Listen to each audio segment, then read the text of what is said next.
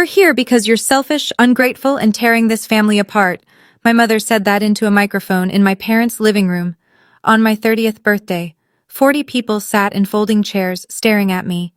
My father held a 3-page list of everything I'd done wrong since I was 8. My sister aimed her phone at my face. Live on TikTok. I didn't cry, I didn't leave. I sat there, waited for them to finish, and then I said 6 words that changed everything. Funny, I've been recording too. What happened in the next 11 minutes ended 6 relationships in that room, and my sister deleted her entire TikTok before she made it to the car. Before I go on, please take a moment to like and subscribe, but only if you genuinely connect with this story. Drop your location and local time in the comments. I'd love to know where you're watching from. My name is Faith. I'm 30. I'm an ER nurse in a small town outside Columbus, Ohio. And this is the story of how my family threw me a surprise intervention for my birthday, and how it became the worst night in Mercer family history. Now let me take you back 3 months before that night, to the phone call I was never supposed to hear. Let me set the scene so you understand what my life looked like before everything fell apart. It's a Friday night. I've just finished a 14-hour shift in the ER. 2 car accidents, a cardiac arrest, and a kid who swallowed a quarter. My scrubs smell like iodine and coffee. I'm sitting in my car in the hospital parking lot, engine off, eyes closed, just breathing. Then I check my phone. 3 messages. Mom. Faith, the insurance bill came. Can you handle it this month? Dad's hours got cut again. Kristen, my older sister. Hey, can I borrow $400? There's an online course I need for my brand. Dad. A photo of a roofing invoice. No words, just the photo. I pull up my banking app and do the math I do every month. Mortgage payment for my parents' house, $1,100. Mom's health insurance supplement, $340. Kristen's car payment, $280. Groceries I drop off on Sundays, around $150. That's roughly $2,100 a month, nearly half my take-home pay. My apartment has 1 bedroom, furniture from IKEA, and a refrigerator with 2 meal prep containers and a half-empty bottle of hot sauce. I drive a 2014 Civic with 130,000 miles. I haven't taken a vacation since I graduated nursing school. 8 years. Not one. And here's the thing. I never complained. Not once. I'd grown up watching my grandmother Ruth stretch every dollar. And she taught me that family takes care of family. So I took care of them. I just didn't realize the difference between taking care of someone and being taken from. But I was about to find out. Because the money I'd been sending? Not all of it was going where I thought. Sunday dinner at my parents' house. Every week, same routine. I show up at 4, help Mom prep, set the table, wash whatever's in the sink from the night before. By the time everyone sits down, I've already been working for an hour. This particular Sunday, Mom is glowing. She's telling Dad about Kristen's TikTok account. She's building a personal brand, Gary, life coaching. She already has almost 2,000 followers. Dad nods like Kristen just got into Harvard. I wait for a pause. I got promoted last week, I say. Charge nurse, it's a leadership position. Mom reaches for the bread basket. That's nice, honey. Can you grab the salad from the fridge? Kristen arrives 45 minutes late. She's carrying a bottle of wine. Not expensive, but the gesture earns her a hug from Mom at the door. I've been here since 4. Nobody hugged me. She sits down across from me, tossing her hair back, and I notice her earrings. Small pearls, vintage setting. I've seen that setting before. Those are pretty, I say. They look like Grandma Ruth's. Kristen shrugs. Aunt Jeanette gave them to me, said Grandma didn't want them anymore. I glance at Mom. She's suddenly very interested in her mashed potatoes. Grandma Ruth wears her pearls every time I visit. Every single time. She didn't give those away. But nobody at the table wants to talk about it, so I let it go. That's what I did. I let things go. I let the comments go, the favoritism go, the silence where gratitude should have been. I was good at letting things go. Until the night I couldn't. 3 months before my birthday. A Tuesday evening. I stop by my parents' house to pick up a jacket I'd left the Sunday before. The back door is unlocked. It always is. I step inside. The kitchen light is on. I hear voices. Mom and Kristen, around the corner. I almost call out. Almost. Then I hear my name. We do it on her birthday, Mom says. Everyone's already coming. We sit her down and we tell her the truth. She's selfish, she controls us with money, and we're done walking on eggshells around her. My hand freezes on the doorframe. Kristen laughs. I'll film the whole thing. This is exactly the kind of content my page needs. Raw, real family stuff. Kristen hesitates. What if she stops paying? Mom laughs. Short, confident, the way you laugh at a child who threatens to run away from home. She won't. She's been paying for 8 years. She didn't stop when I forgot her college graduation. She didn't stop when your father called her career just bedpans and paperwork. She's not going to stop because of one evening. But what if she does? Then 40 people just watched us beg her for help. She walks away after that. She proves everything we said. She's trapped either way. Good, Kristen says. And if she makes a scene, even better. Shows everyone she can't handle the truth. I stand there for maybe 10 seconds. It feels like 10 minutes. My pulse is in my ears. My legs feel hollow. I back out through the door without making a sound. Get in my car, sit in the driveway with my hands on the steering wheel, staring at the garage door. I stay there for 20 minutes. Then I call Naomi. She's been my best friend since college. She's also a civil rights attorney. I tell her everything, word for word. She listens, doesn't interrupt. When I'm done, she asks one question. Do you still have that voice recorder app from the malpractice scare last year? I do. I'd installed it when a patient's family threatened to sue the hospital. Naomi had recommended it. Keep it, she says, and start using it. I didn't plan revenge that night. I planned survival. I just didn't know yet how much I'd need it. Over the next few days, I do what I do best. I make a list. Not of emotions, of consequences. If the intervention happens, and I just sit there and take it, 40 people walk out of that room believing I'm the selfish daughter who tears her family apart. 40 people in a town where everyone knows everyone. 3 of those people work at my hospital. Mom invited them. I find that out through Naomi, who screenshots a Facebook message from a mutual friend. Mom wrote to Marcus, my direct supervisor, Carla from the ER, and Dr. Pham. She told them it was a surprise birthday gathering and that she'd love for Faith's work friends to show support. Show support. That's what she called it. If Marcus watches my mother publicly dissect my character, every interaction I have with him after that is filtered through, her own family thinks she's a problem. In a small hospital, reputation is currency, and my mother is about to bankrupt mine. If I fight back at the intervention, if I argue, if I raise my voice, I become the proof. See, this is exactly what we're talking about.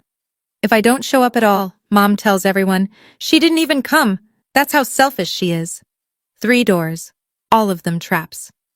I explain this to Naomi over coffee, my hands wrapped around a mug I'm not drinking. She stirs her latte and says, they set the stage. You didn't choose the audience, but you can choose what gets performed. What does that mean? It means you need a 4th door. I stare at her. She stares back. And that's when the plan stopped being about survival and started being about truth. Here's something most people don't know about Ohio. It's a one-party consent state. That means if I'm part of a conversation, or even just present in the room, I can legally record it. Naomi confirmed it twice, so I start recording.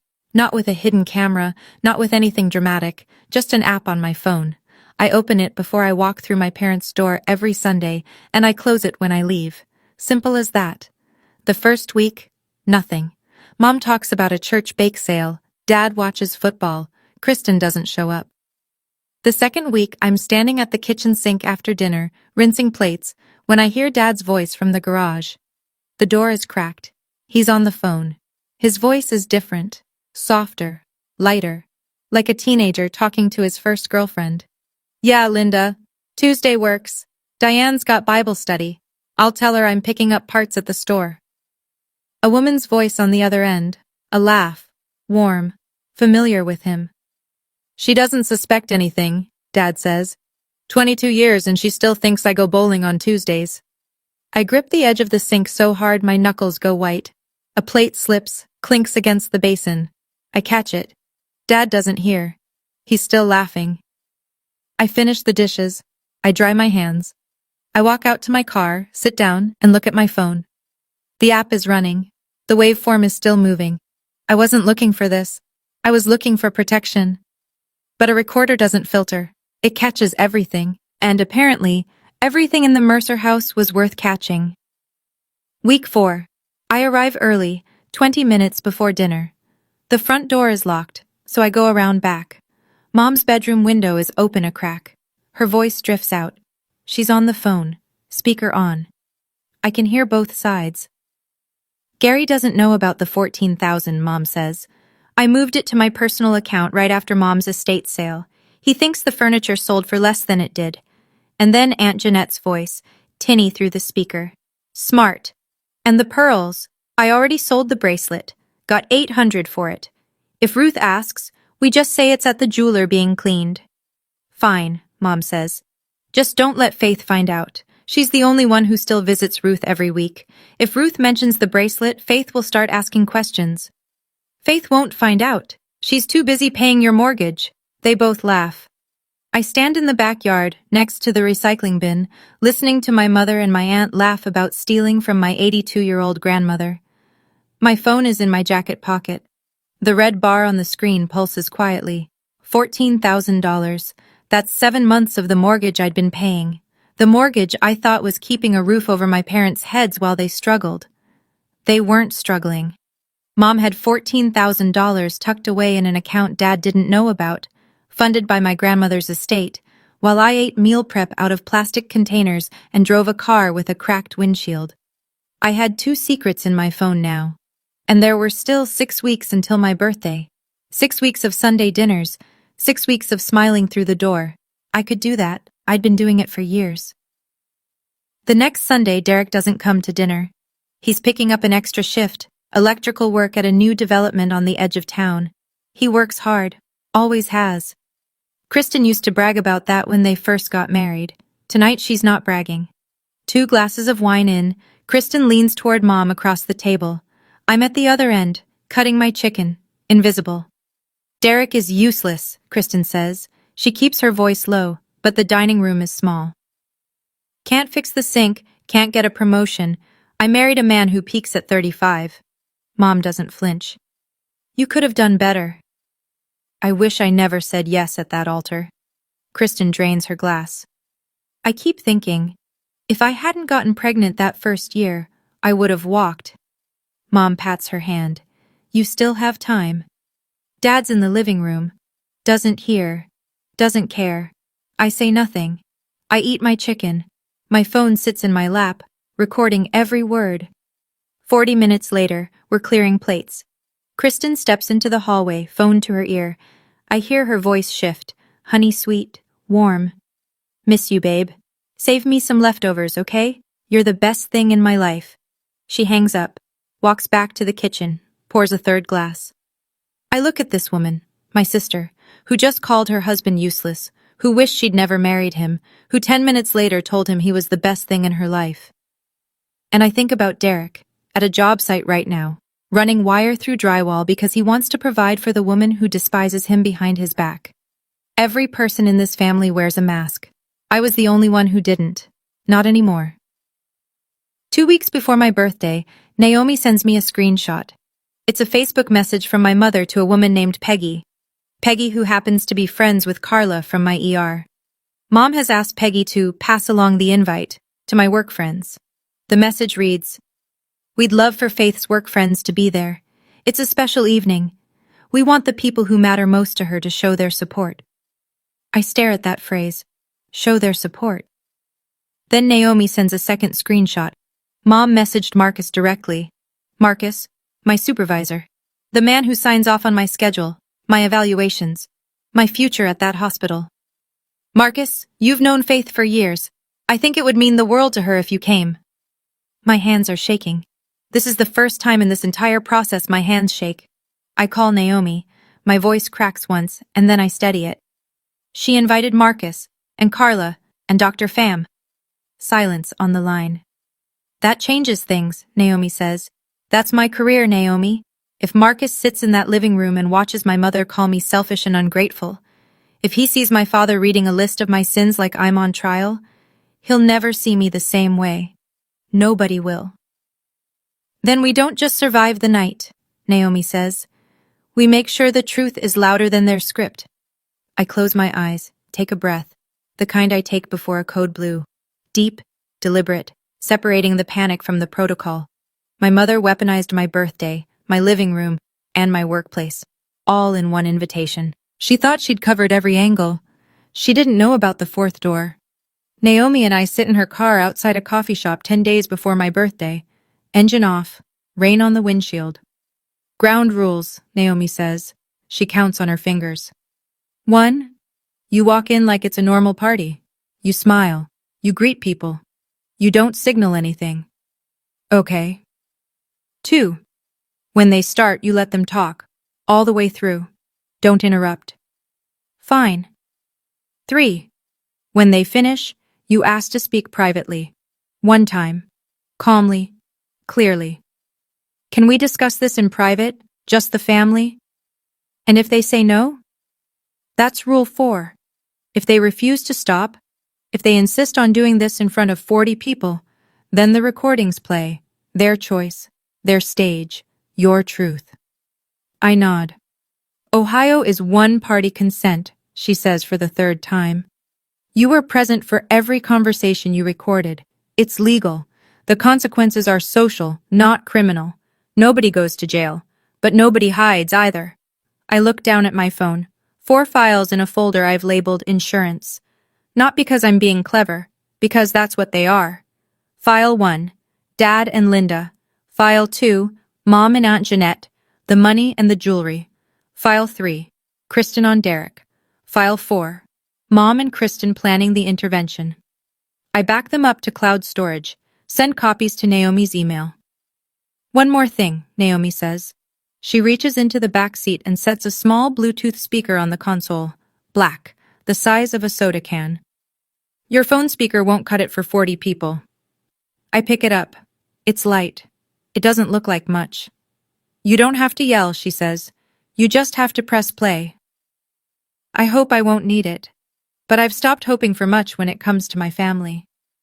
Saturday morning, one day before my birthday.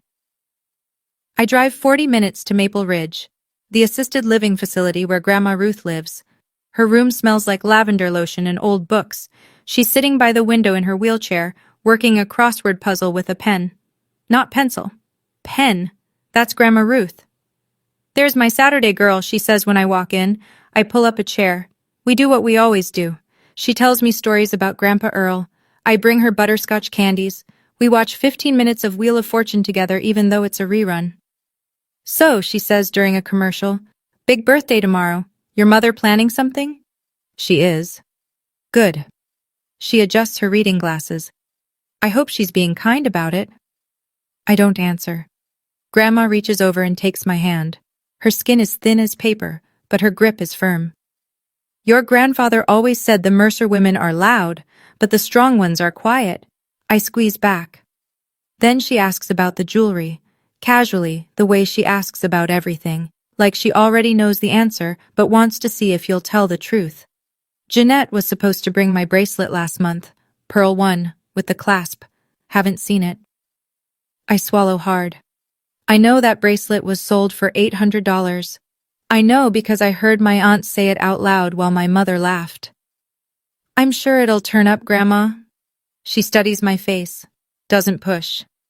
When I leave, she sends me a text message. She just learned how to use the phone I bought her last Christmas. The message is full of typos. It reads, "Whatever they do tonight, remember who raised you on Saturdays. I am proud of you, always." I sit in my car and read it 3 times. Saturday evening. Naomi comes over to my apartment with takeout and the Bluetooth speaker. We eat pad thai on my couch, the one piece of furniture I actually like, and she walks me through the logistics one more time. Speaker connects to your phone in 3 seconds, she says, holding it up.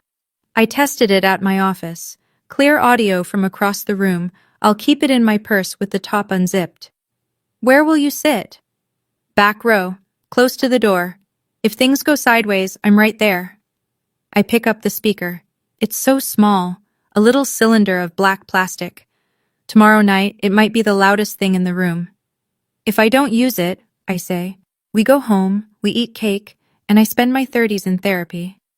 Naomi doesn't laugh. And if you do use it? Then at least the right people are embarrassed for once. She pauses, chopsticks midair. Faith, I need you to hear this.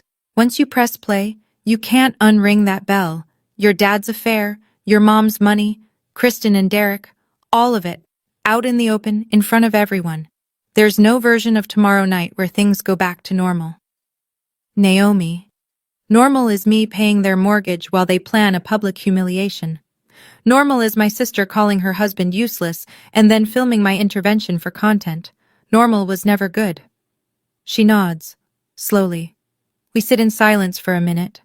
The apartment is quiet. My phone is on the table. 4 audio files lined up in a row, each one a door that only opens from one side. Try to sleep, she says on her way out. I don't, not because I'm scared, because I'm done rehearsing what I'll say when they finally stop talking. 2 a.m., I'm sitting on my bed with the lights off, earbuds in, listening to the recordings one last time. File 1. Dad's voice, loose and careless. Tuesday works, Linda. Diane's got Bible study. His laugh. A laugh I never hear at the dinner table.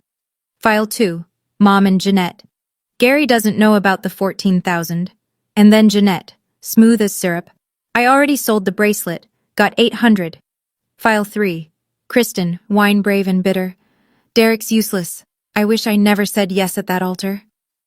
Then 40 minutes later, sweet as Sunday morning. You're the best thing in my life, babe. File 4. The one that started all of this. Mom's voice, calm and organized, the way she sounds when she's planning a church fundraiser. We do it on her birthday. We tell her she's selfish. If she cries, even better.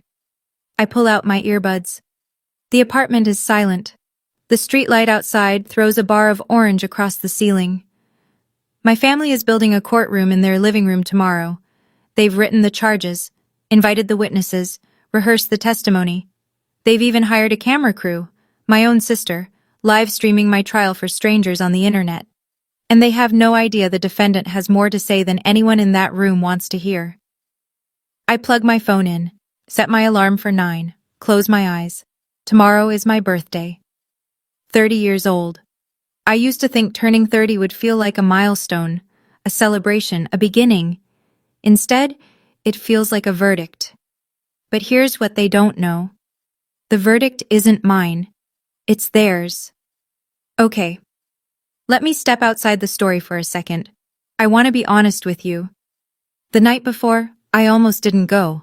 I almost packed a bag and drove to Naomi's apartment and spent my birthday eating ice cream and pretending none of it was happening. But here's what stopped me. If I don't show up, they tell the story without me. 40 people hear their version, and I become the villain who couldn't even face her own family. So let me ask you, what would you have done? Would you have walked into that room? Or would you have stayed home? Tell me in the comments. All right, let me take you to the night itself. I pull into my parents' driveway at 6:15. Cars are lining the street in both directions. I count 11, 12, more than a birthday dinner, more than a surprise party. My phone is charged. The app is open. The speaker is already paired. I smooth my blouse. Check my reflection. Take one breath. Walk in through the front door. The living room has been rearranged. The couch is shoved against the wall. The coffee table is gone. In its place, 4 rows of folding chairs, maybe 10 across, facing a single point at the front of the room where a microphone stands on a chrome tripod stand. Behind it, taped to the wood paneling, a banner, white butcher paper, blue marker, block letters. We love you enough to tell the truth. No cake, no streamers, no presents. I scan the room, 40 faces, some smiling nervously, some avoiding my eyes. I spot them one by one. Marcus, my supervisor, in the second row, arms crossed. Carla beside him, clutching her purse. Dr. Pham near the back, looking confused. Neighbors I've known since childhood. 2 of Mom's Bible study friends in matching cardigans. Cousins I see once a year at Thanksgiving. Kristen's college roommate. And there, in the far corner, Kristen, Standing behind a tripod, phone mounted, red dot blinking, she's live. Naomi is in the last row near the door, her purse on her lap. The zipper open 2 inches. She gives me the smallest nod. I look at the microphone, at the banner, at 40 people who came to watch my family put me on trial. Then I look at the one empty chair in the front row, center, facing the crowd, my seat. I sit down. Mom steps up to the microphone. She's wearing her good blouse, the cream one she saves for church. Her hands are steady. She smiles at the room the way she smiles at potluck dinners, warm and practiced. Thank you all for coming, she says. I know this isn't what Faith expected tonight, but as a family, we decided it was time to be honest. She pulls a folded sheet of paper from her pocket, opens it slowly. Faith, honey, we love you, but we can't keep pretending everything is fine. She reads. She tells the room I'm selfish, that I hold money over their heads like a weapon, that I decide when and how much I give like we're a charity case. She tells them I'm cold, that I never call my father on Father's Day. She doesn't mention that Dad hasn't answered his phone on Father's Day in 3 years because he's always out picking up parts. She tells them I'm tearing the family apart, that Sunday dinners have become tense because of my attitude. She pauses, looks at me with practiced tenderness. We're not doing this to hurt you, Faith. We're doing this because nobody else had the courage.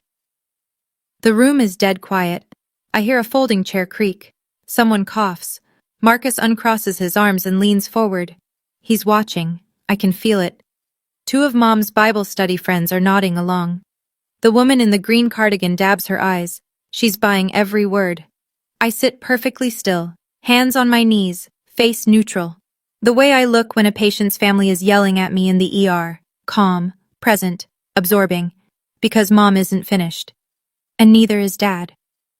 Dad stands up. He doesn't look at me. He reaches into his shirt pocket and pulls out 3 pages, lined paper, folded in thirds, covered in handwriting. I recognize the handwriting instantly. It's not his. It's Mom's. She wrote the list. He's just the delivery man. He clears his throat.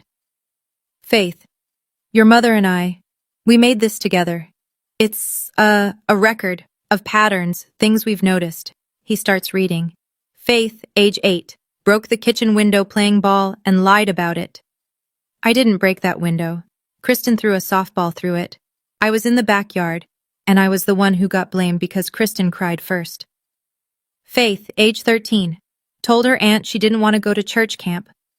Correct. Because church camp was in July and I had a summer reading program at the library. Mom said I was being difficult. Faith, age 15, refused to let Kristen borrow her car for prom. I was 15. I didn't have a car. Kristen wanted Mom's car. Mom said no. I got blamed. Faith, age 22, moved out without asking permission. 22, moved out. Without asking permission. He reads for 7 minutes. 7 minutes of childhood scraped off a bone, held up under a fluorescent light in front of 40 people. Nobody interrupts. A few people shift in their seats. Carla has her hand over her mouth. Derek, Kristen's husband, is staring at his shoes. Dad folds the pages, looks up for the first time. We raised you better than this, Faith. He sits down. The room waits. I wait. I let 10 seconds pass in silence. Let it settle. Let every single person in that room feel the weight of what just happened. Then I stand. The chair scrapes behind me as I rise. Every head turns. Mom. Dad. My voice is level, steady, calm. I hear you. I appreciate that you feel strongly. Can we talk about this privately? Just the 4 of us? Mom shakes her head before I finish the sentence. No, this is exactly why we're doing it here. Because privately, you shut us down. These people are witnesses. Witnesses, I repeat.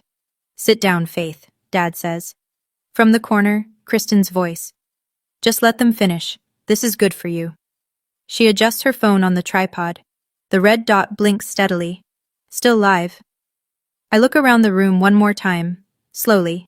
Marcus is typing something on his phone. I wonder if it's a note.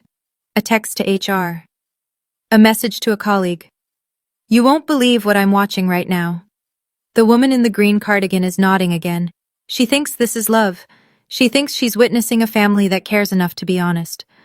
I look at Naomi. She's sitting very still. Her hand rests on the open purse. Inside, the speaker is waiting. I look at Derek. He's staring at Kristen's tripod with an expression I recognize from the ER. Confusion tipping into dread. I take a breath. The same breath I take before I call time of death. Not because this is the end. Because it's the beginning of something that can't be taken back. Okay, I say. You've had your turn. I open my purse, pull out my phone. I hold it up so the room can see. Funny, I've been recording too. The room goes absolutely silent. And then I press play. The Bluetooth speaker comes alive from Naomi's purse. Clear, loud, every syllable razor sharp. Dad's voice fills the room. Yeah, Linda, Tuesday works. Diane's got Bible study. I'll tell her I'm picking up parts at the store. A woman laughs on the other end. Warm. Familiar. She doesn't suspect anything, Dad continues. 22 years, and she still thinks I go bowling on Tuesdays. Silence. Total silence. The kind of silence that has texture, thick and suffocating. Mom turns to Dad. Her face drains. Not slowly. All at once, like someone pulled a plug behind her eyes. Dad lunges forward in his chair. Turn that off! Turn that off! I don't move. The recording keeps playing. Dad's voice, easy and light. I'll bring dinner, that Italian place you like. She'll never know. The woman in the green cardigan stands up. She looks at Mom, then at Dad, then at the door. She picks up her coat and walks out without a word. Her friend follows. Mom's hand grips the back of a folding chair so hard her knuckles turn yellow-white. She's staring at Dad, not at me. At him. Gary, she whispers. Diane, it's not. You have to understand. 22 years? Her voice cracks. Bowling? The room is vibrating. People are looking at each other, looking away, looking at the floor. Marcus has put his phone face down on his thigh. I touch my screen. The recording stops. I look at the room. My voice is even. Calm as a chart note. That's recording 1. I pause. There are 3 more. Nobody breathes. Nobody moves. The banner behind me, "We love you enough to tell the truth," has never been more ironic. I press play on the second file.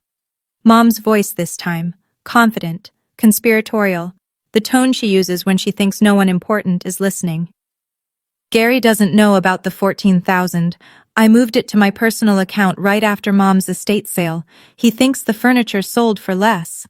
And then Aunt Jeanette, tinny through the speakerphone in the recording. Smart. And the pearls, I already sold the bracelet, got $800 for it. If Ruth asks, we just say it's at the jeweler being cleaned. Dad turns to Mom. His face is a wreck, half guilt from the first recording, half fury from the second.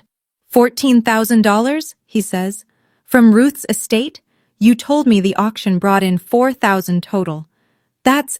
Gary, that's taken out of context. Aunt Jeanette is in the 3rd row. She bolts to her feet like the chair burned her.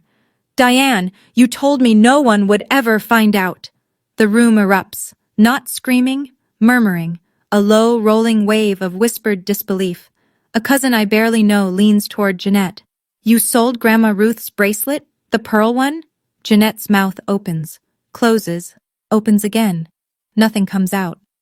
Mom's Bible study friend, the second one, the one who stayed, stands up now, clutching her purse. She looks at Mom with an expression I can only describe as revision, like she's rewatching every conversation they've ever had through a new lens. She leaves. Dad is gripping his knees. Mom is standing alone by the microphone, the paper with her speech crumpled in her hand. I stop the recording. That's 2. 4 relationships cracking in real time. And I still have 2 files left. The room is no longer watching me. They're watching each other. I look at Kristen. She's standing behind her tripod, but the red dot is gone. At some point during the first 2 recordings, she killed the live. But it doesn't matter. Hundreds of people already watched the first half. The damage is in the cloud now. Her eyes are wide. She knows what's coming. I press play. Kristen's voice, slightly slurred from wine, fills the room. Derek's useless, can't fix the sink, can't get a promotion. I married a man who peaks at 35. Mom's voice in response. You could have done better. Kristen again. I wish I never said yes at that altar. The audio is pristine. Every consonant, every breath. Derek is in the second row. He was sitting with his hands clasped between his knees, confused and quiet through everything before this. Now he goes still. A different kind of still. Not shocked still. Recognition still. Like a sound he always suspected but never heard clearly just came through in high definition. He stands, slowly. Doesn't look at me. Doesn't look at Mom or Dad or Jeanette. He looks at Kristen. She sees him. Her face collapses. Derek, wait. That's not what I didn't mean it like... He says nothing. Not a single word. He holds her gaze for 3 seconds. I count them. And then he walks down the center aisle between the folding chairs and out the front door. He doesn't slam it. He just closes it. A soft click that somehow sounds louder than anything else tonight. Kristen lunges at the tripod, grabs her phone. I watch her tap frantically, deleting the app, deleting the stream, deleting the evidence of a night she created. She's crying now. Nobody moves to comfort her. The last file. I almost don't play it. The room is already shattered. But this one isn't about secrets. This one is about me. About tonight. About the fact that none of this was ever an intervention. It was a performance, scripted by my mother, starring my father, produced by my sister, with 40 unwitting extras and folding chairs. I press play. Mom's voice, 3 months ago, in the kitchen I grew up in. We do it on her birthday. We sit her down, tell her she's selfish. If she cries, even better, shows everyone she can't handle the truth. Kristen. I'll film the whole thing. My page needs content like this. Raw, real family moments. Mom. And if she threatens to stop paying the mortgage, we tell everyone she's abandoning her family. She won't risk that. The recording ends. I let the silence hold. 40 people now know the truth. Not my mother's version of it. Not the banner version. Not the 3-page list version. The actual truth. Marcus picks up his phone from his thigh. He puts it in his pocket. Slowly. Deliberately. I can see it in his face. He's not confused anymore. He's recalculating everything he was told about tonight. Gary sits slumped in a folding chair, chin against his chest. Diane stands alone at the front of the room. No one is near her. The microphone is still on its stand, but it might as well be a monument to something that just died. I lower my phone. That's the last one, I say. Quiet. No triumph, no edge. Just fact. Now you all know exactly who's selfish in this family. I pause. It isn't me. I need to pause here for a second. When I played those recordings, my hands were steady, my stomach wasn't. Because I knew, the moment I pressed play, there was no going back. Nobody in that room would ever look at each other the same way again. Including me. So let me ask you, do you think I went too far? Or do you think I should have played them sooner, the moment Mom picked up that microphone? Tell me in the comments. And if you're still here, thank you. The story isn't over. What happened next is the part that actually changed my life. The living room looks like the aftermath of something, which it is. Kristen has run out after Derek. Jeanette is sitting with her arms wrapped around herself, eyes on the carpet. Dad is at one end of the room. Mom is at the other. The distance between them is 4 folding chairs and a 22-year lie. I put my phone back in my purse. I stand straight. I don't raise my voice. I want to say this once, clearly, so there's no confusion. The room watches. Starting tonight, I am no longer paying the mortgage on this house. I'm no longer covering the insurance premium. I'm no longer making Kristen's car payments. I've set up auto cancellation for every recurring transfer. Effective midnight. Mom's head snaps toward me. You can't do that. You depend on me, I say. Not the other way around. And you just spent 30 minutes telling 40 people how terrible I am. So I'm giving you exactly what you asked for. A life without my selfishness. Someone in the back, a cousin I think, lets out a low whistle. Carla nods. Quietly. I catch it from the corner of my eye. Mom opens her mouth, closes it, opens it again. Faith, this isn't… You're overreacting. I asked to talk privately. You said no. I asked you to stop. You said no. I'm not overreacting. I'm responding. I look at Naomi. Ready? She stands, loops her purse over her shoulder, and walks toward me. I turn to the room one last time. Thank you for coming. I'm sorry it wasn't the party you expected. Then I walk toward the door. My mother's intervention is over, but mine just began. I'm 3 steps from the door when Marcus stands. In 6 years of working under him, I've seen Marcus stand up for a lot of things. Patient rights, staffing ratios, union votes. He's not a dramatic man. He speaks like someone who knows that authority doesn't require volume. Faith. I stop. He buttons his jacket, takes 1 step into the aisle.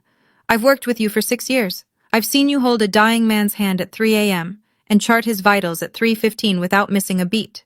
I know exactly who you are. He pauses. This doesn't change anything at my hospital, except maybe my respect for you just went up. He says it at normal volume. But in this room, at this moment, it lands like a verdict. Carla stands next. She grabs her coat. I'm driving you home. You shouldn't be alone tonight. I feel something shift inside my chest. Not relief exactly, but the closest thing to it. Like setting down a bag I didn't realize I'd been carrying. I pass Mom on the way out. She grabs my sleeve. Her fingers are trembling. Faith, please. I stop. Look at her hand on my arm, then at her face. Mom, you had a microphone. I had a phone. I gently pull my sleeve free. The difference is, mine told the truth. I walk out the front door. I don't slam it. I close it the same way Derek did, gently, with a click. On the porch I check my phone. A text from Grandma Ruth sent 2 hours ago. She goes to bed early. Happy birthday, my girl. You are the best of us. I press the phone against my chest and stand there in the cool Ohio air until Carla pulls the car around. Carla drives. Naomi sits in the back. Nobody talks for the first 2 minutes. The only sound is the tires on wet asphalt and the low hum of the heater. Then Naomi says, "You okay?" I think about it, not the polite version, the real one. I don't know yet, I say. She nods. That's enough. We're on Route 33, halfway to my apartment, when I open my phone and read Grandma Ruth's text out loud. The whole thing, typos and all. Whatever they do tonight, remember who raised you on Saturdays. I am proud of you. Always. Carla's hands tighten on the wheel. Naomi makes a sound from the back seat, not crying, but close. Your grandma, Carla says, sounds like the kind of woman I'd want at my intervention. I laugh. It's the first time I've laughed all night, and it comes out cracked and wet. Naomi leans forward between the seats. She raised you right, Faith. The rest of them are just noise. We pull into my apartment complex. Same parking lot, same cracked asphalt, but something about it looks different tonight. Cleaner, maybe. Or just mine. I unlock my door, step inside, drop my purse on the counter. 36 unread messages on my phone. I don't open them. Not tonight. I open my banking app instead. 3 recurring transfers. Mortgage, $1,100. Insurance, $340. Car payment, $280. I cancel all 3, one by one. Confirm, confirm, confirm. Done. Then I sit on the edge of my bed in the dark and listen to nothing. No phone calls to return, no bills to pay for someone else, no Sunday dinner to prep for. For the first time in 8 years, my paycheck is just mine. It's quiet, it's small, it's everything. Monday, the day after, Dad moves out. Not dramatically, no suitcases on the lawn. He just packs a duffel bag and drives to his friend Bill's house. Doesn't tell Mom. She comes home from the grocery store and finds his side of the closet half empty. She calls me 14 times that day. I don't pick up, not because I'm punishing her, because I have nothing left to say. Day 3. Kristen calls. She's sobbing so hard I can barely understand her. Derek filed for separation. He won't talk to me. He changed the locks. I'm sorry to hear that, Kristen. You ruined my marriage. I close my eyes, hold the phone an inch from my ear. You ruined your marriage in that kitchen 6 weeks ago. I just pressed play. She hangs up. Day 5. I get a call from a cousin I haven't spoken to in years. He tells me he called Grandma Ruth to check on the bracelet. Ruth said, "My bracelet." She told me it was at the jeweler for cleaning. That was 4 months ago. He confronted Jeanette. She admitted she sold it. He told the rest of the family. Jeanette's phone has been silent ever since. Ruth asked me to stop by Saturday. "I want to hear this from you," she said. "Not them." Day 7. Mom posts a status on Facebook. Long, emotional. "Our family is going through a difficult season. We ask for your prayers and your grace." Nobody likes it. Nobody comments. The 2 Bible study friends have unfriended her. 1 week. That's all it took.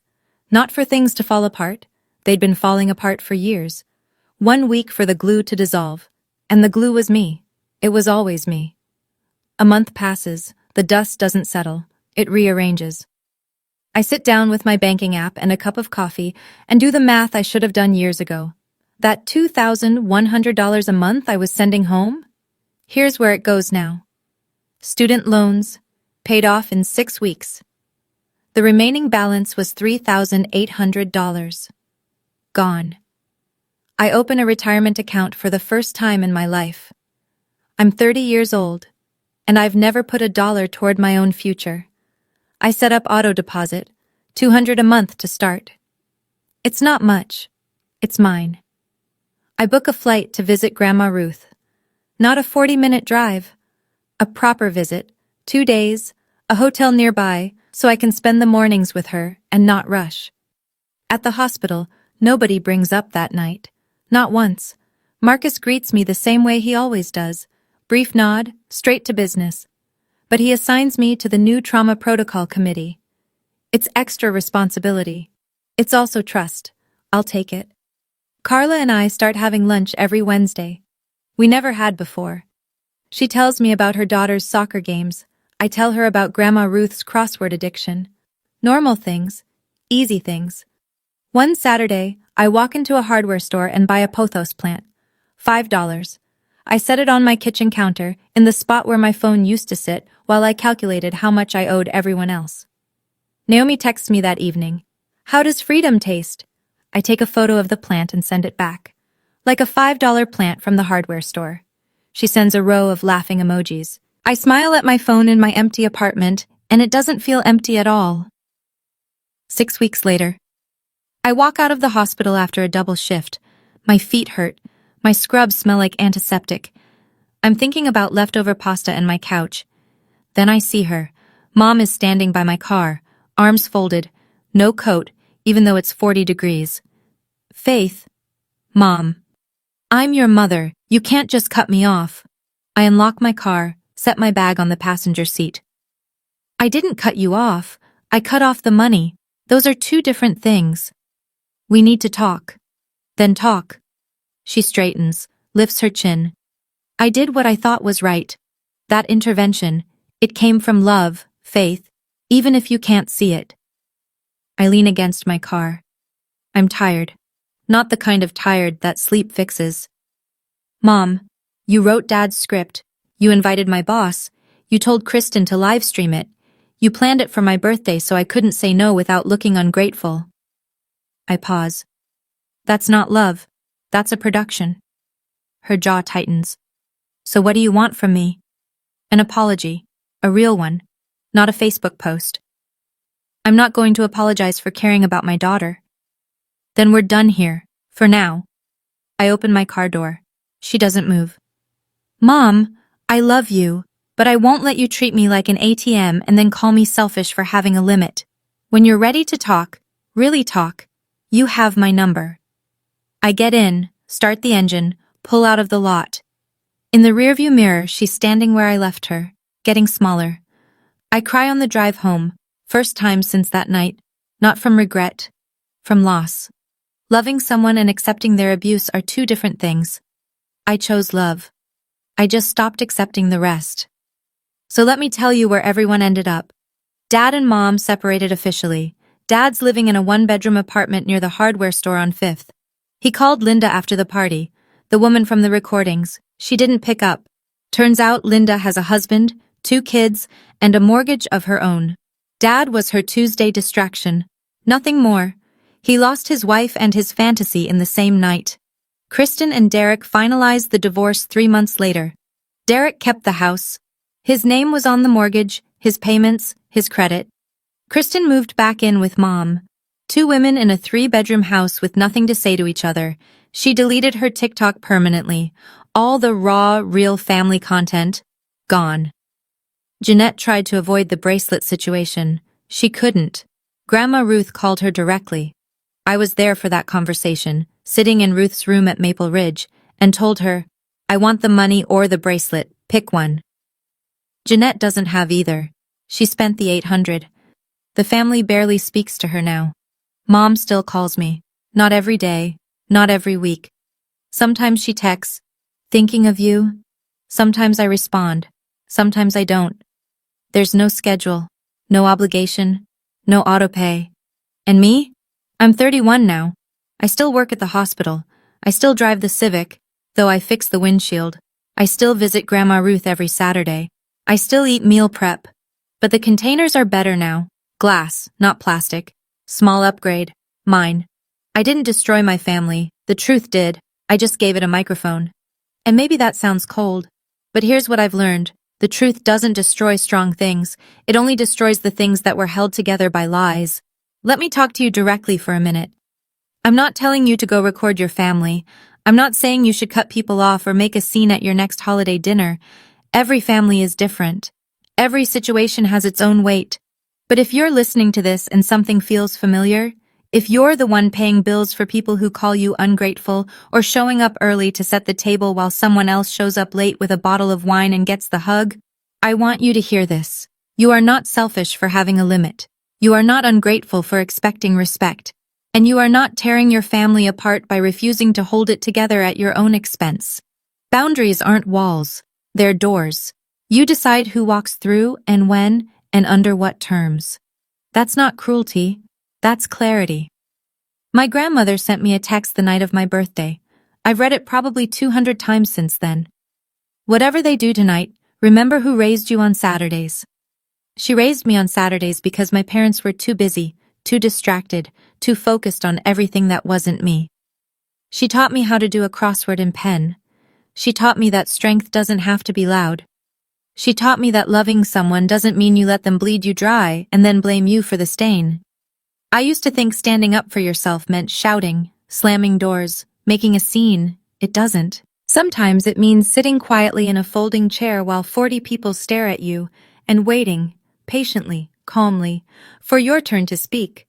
And when your turn comes, you don't yell, you just press play. Last week was my 31st birthday. Naomi came over. Carla brought her daughter. 2 friends from the hospital. 1 neighbor who always says hi in the hallway and finally got a proper invitation. 6 people. My apartment.